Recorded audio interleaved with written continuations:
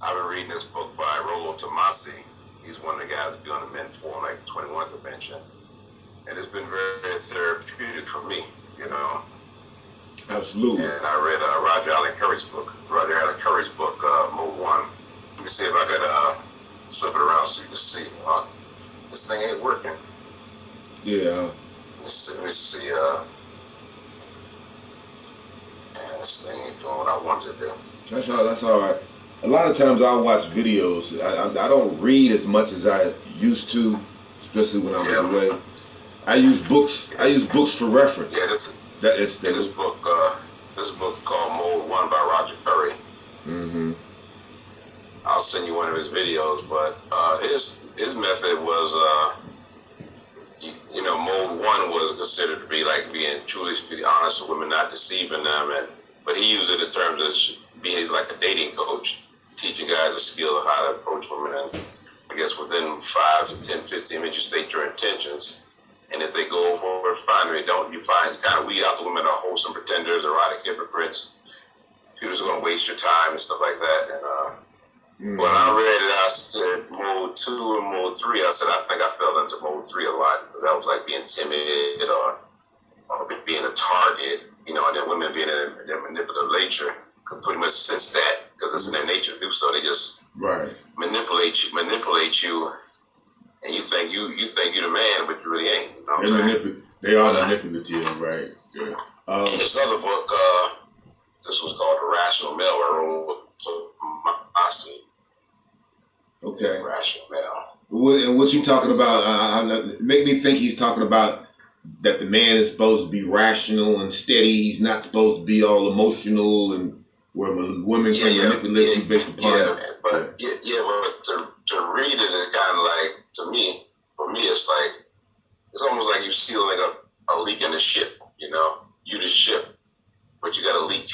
So you're sealing it up so you don't sink, Right. So you internalize and evaluating the mistakes that you made in your past and in your life and what might still be there, and you sit and say, oh, okay, I see what that was about. I see how I was thinking or how I still might be.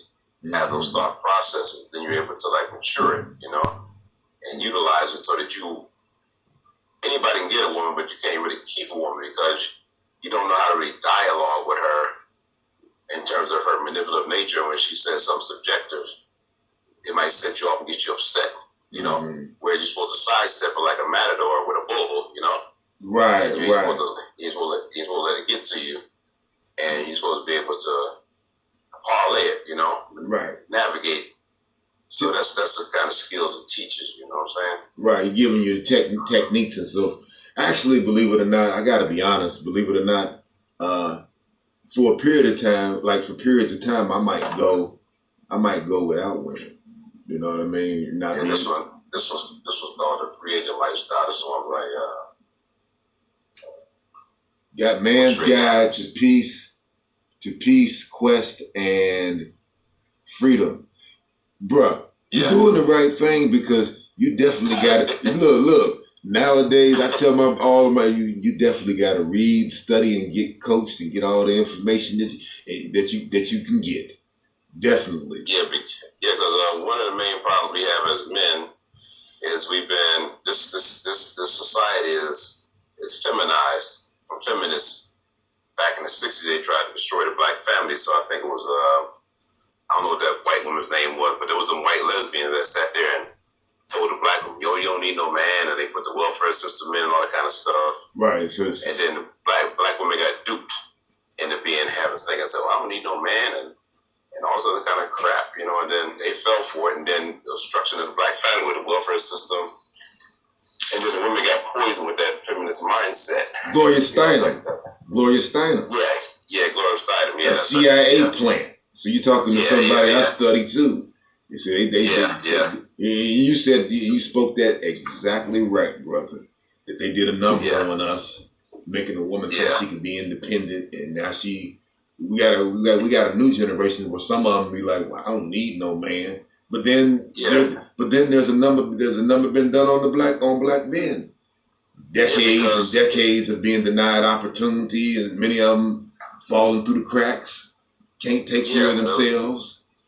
You know. Yeah. So if we the same thing Pharaoh did to Moses when Pharaoh thought his authority was going to be challenged, he said, "Kill all the male children." Go ahead. I mean, you kill all the male children. This way, there would be no males, and there'd be a lot of feminine energy, and the males would be weak because they've been nurtured by their mother, and so they absorb feminine energy, so they become kind of like docile and weak. They don't really want to challenge authority, you know, and overrun it, you know. Right. And so go ahead. So Moses got, you know, got a revelation or whatever like that, and you know, got, you know, inspired by God to go back and try to rescue them and get them correct information, try to, I guess, to correct themselves, you know. Yeah. But you had to have a connection with the Creator, you know, and living a righteous life, you know, and all the things that you deal with that. And if you got the Creator first and you on your focus, on your purpose, then you don't put women above you can't have the woman be your number one focus and your number one purpose. And if she sees that, she takes advantage of that and manipulates that. You got to tell her no every time, and every now and then, and see how she handle it. Because she can't handle you telling her no, then you know that's not necessarily one, because she's going. She ain't gonna follow you unless you be the leader. And if you show any type of weakness, you know, she's going to give you what's called a shit test. Yeah. And she ain't necessarily doing this on purpose. It's just their nature. To test, see what you got. Testing your manhood. And if you fail the test, then she's eventually going to get bored with you and then go on to the next guy. You know? So in many ways, you're better off a lot of times. My stepfather, Benny Horton, told me, he said, if you know what I know, you'll stay single. He told me that a long time ago, right? Unless you're properly prepared, you know, to deal with that, you know, I tell guys, I study women like it's a science project, you know, because I got a wife, but you know, you got, in order to keep a woman, you got to be able to be righteous, and you got to be able to not fall victim to the shit test. And if you found that you were dealing with all the shit tests, then you know how to not to change yourself inside, so that you know you recognize where I made the mistakes. You change it. You build yourself inside your mind. We're supposed to be builders, so we can't build ourselves. We can't build a community. We can't build anything. Right. Yeah. Understood. So you got to be able to look introspective. One good book to get is called The Power of the Subconscious Mind by Dr. Joseph Murphy, because that's where that's one of the major keys right there. You know, because the subconscious mind, if you program your mind, your subconscious mind has all the information. So you're going to access the subconscious mind, which is it's like amoral. You can program it to do bad, you can program it to do good, but it's going to do what you commanded if you connect with it. You know, it's better if you connect it with your subconscious mind as well as connect to the Creator properly. But you got to be able to connect to your subconscious mind in order to get your subconscious mind to activate and make things happen for you. Right. So that's what the book did. Okay. And I think that's how white people have been able to take over the whole world, because I'm getting this information and I said, no, that's how they conquer the whole damn planet and keep black people down, because we don't access our subconscious mind. No, we did it in our ancient forms. We did, and I'm trying to get back to that myself. Scripting the unconscious, where you can just go head on and live a life based upon scripting your conscious realm, your unconscious realm, and it come forward. I'm trying to get to that point. You know? Well, you have to listen to something that right before you're going to sleep. Maybe if you made yourself a tape and it lasts for like an hour while you're going to sleep.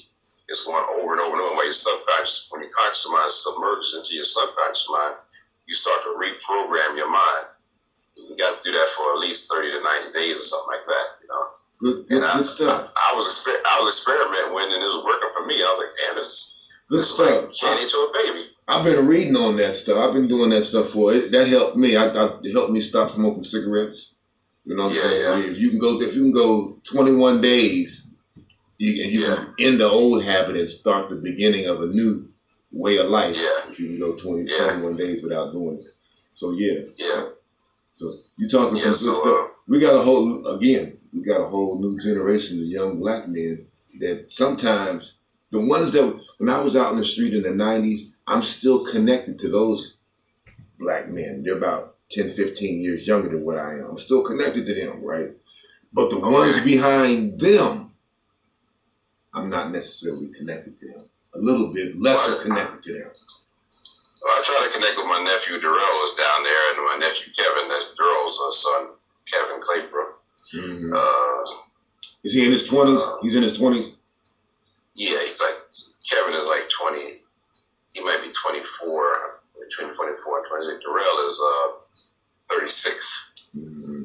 Yeah. You know, and I try to tell them, you know, things I know. And I sent a lot of the male videos to my nephew 36. He's been kind of like a womanizer, you know, so I'm trying to tell him how to deal with women and not to get angry and all that kind of stuff with them. We're going to use it as subjective to piss you off, you know, because you talk to an idiot. You know? I got a question. I know you said he get angry. He's a womanizer. He gets angry sometimes.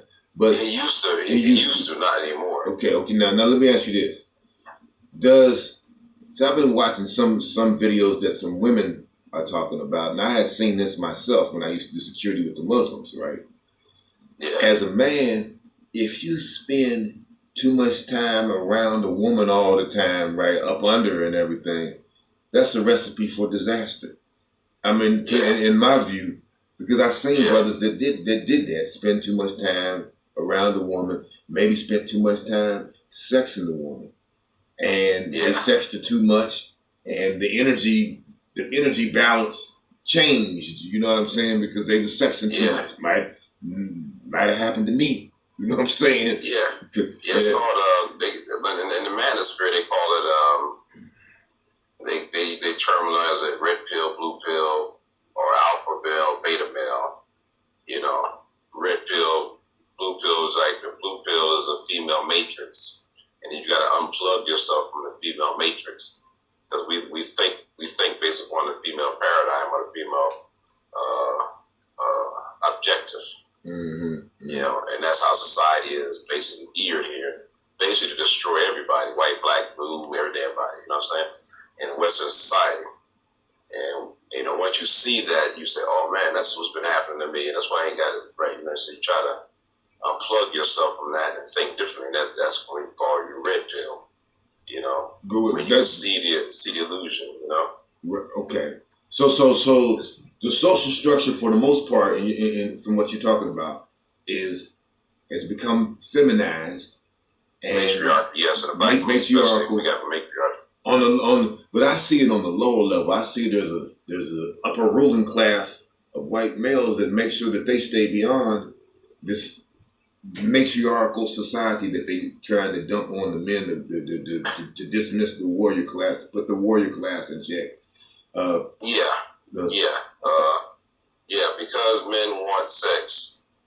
They can use that. Women can use that to collar men.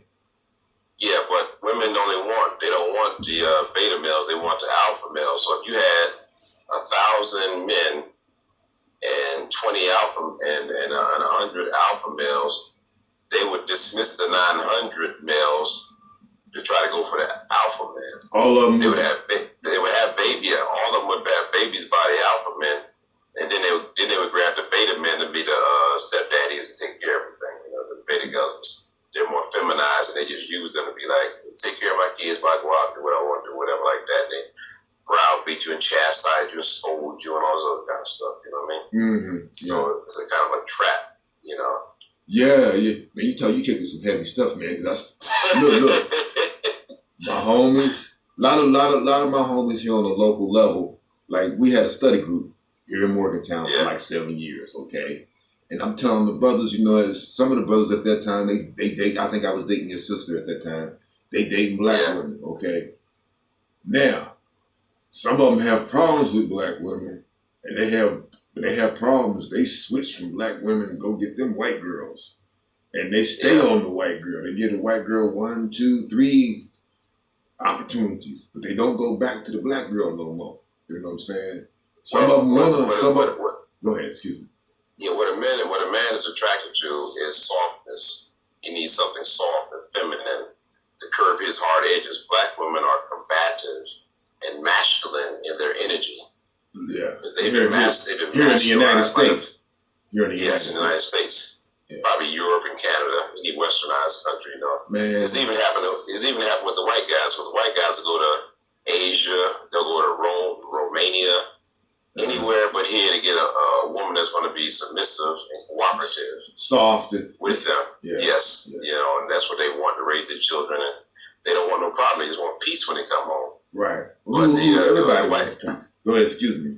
The white women will sit there and they'll cut their hair short, get fat, and look like bull dykes or something like that. But I do notice like it's something like you would another man. You know what I'm saying? So I do notice that's happening with some of the white girls too, right? With white girls too. I noticed that with all of American women, they're all becoming, to some extent, especially on a certain social class, they're all becoming combative, aggressive, competitive, masculine. In many ways, they're becoming. They're buying into the feminist thing. They're buying into they know about the woman's power. Okay, you know when I say the woman's power, the power of the vagina, and they're using it to manipulate.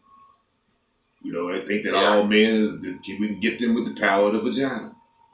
Yeah. And if you unless you learn to control that, and you have the power in your hands, you can't be manipulated once you got that power. You know. Now, I do notice that women, if they see you got a purpose, like, you know, I do this Black Unity Coalition stuff, right? And it gives me a little bit of a purpose while I'm doing something, even though I ain't raking in a whole bunch of dough. I am in a leadership position because I do this. So you might see me in the newspaper or whatever, right? And they do tend to like guys that got a purpose, got something going on. Okay, I got one or two sisters call me king. Okay, and I'm like, part of me wants to call them queen back because they done called me king, but I still be like, all right, sis, thanks. You know what I mean? I won't. Sometime I will, because it'd be like she done called me king. I'm supposed to call her queen, but then I'd be like, okay, you know. I don't know, man. That's I don't know, man. The shit test is very subtle. Sometimes it's sneaky. Sometimes you don't even know what's happening. Mm-hmm. But when they see you start failing the test, they think you just a pushover like anybody else, and they're just going to the next one. You know, they look when somebody got some backbone, or stand up to them in subtle ways and other ways. You know, they know that you can't be compromised, you can't be swayed. You know, in any kind of way. Right. He's on his. She got to come into your program for you the prize. She's not the prize. She's supposed to be add on to your life, not you to add on to hers. She gets benefit from being around you, because women need men. They're supposed to be our helpmeet. You know, they're supposed to help us. We ain't supposed to be, you know, parlaying them and put them on this pedestal and or idolize them in any kind of way. Yeah, that's where they become our God. No, we don't do that. I hear you, black man. Because I had to come. Listen, bro. I had to come out of that, right? Because when I first got, I was in prison, right? And I got this conscious. This is how I got that conscious thing while I was in prison, and I was away from black women. So I yearned for them. I yearned for black women. I'm reading all that information. So I get out, and because the women in my family, I looked up to my mother and my auntie and everything. I love them. I did have a tendency to put women, want to put them on a pedestal. And you can't, you really can't do that anymore, because once they see you doing that, they end up being manipulative, right? You know what I'm saying? More so. That and they lose respect for you, right? Because you done put them on a pedestal. Okay. Yeah, you can't do that. You gotta go inside and change yourself. Mm-hmm. And I've been listening to these guys for like maybe 3-4. Well, I was listening to Tom Likas first. I might have been doing this for like 5-6 years by now, you know. Mm-hmm. So it's been constant therapy for me. But I remember Tom Likas had this woman on his show, white woman. I was like, about what white women are more intelligent. So he had talked to intelligent white women, and he was like, it was almost like he had her in a cage, acting like a crazy, ranting maniac, and he was telling the white boys, "Oh, listen to his show." He said, "See, guys, this is what you chase. This is what you fawn after." And she goes, "Yang, yang, yang, yang, yang, yang, yang, yang." She don't even know he's talking. He's talking about it to the guys on her, because she's so focused on what he's saying, and yelling and screaming at him and trying to scold him, Mm-hmm. But he knew how to set her off. And then she just go, yeah. She went into a negative trance. Yeah. So that's sometimes we can't really see that, because we got that feminine mind. We empathize with what they're saying, and we start listening to it instead of fall back. And like, what you're saying is not, a king ain't got time to be listening to an antelope. Right. I'm a king, and you're not.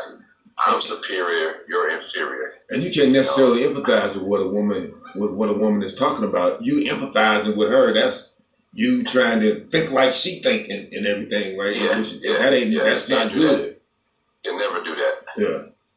You can never do that, because if you notice, by studying, she might say something like, she might run through the house saying, "You didn't pick up clothes, you didn't wash your dish, you didn't do that." Don't even pay no attention, because 5 minutes you can almost time it on your watch.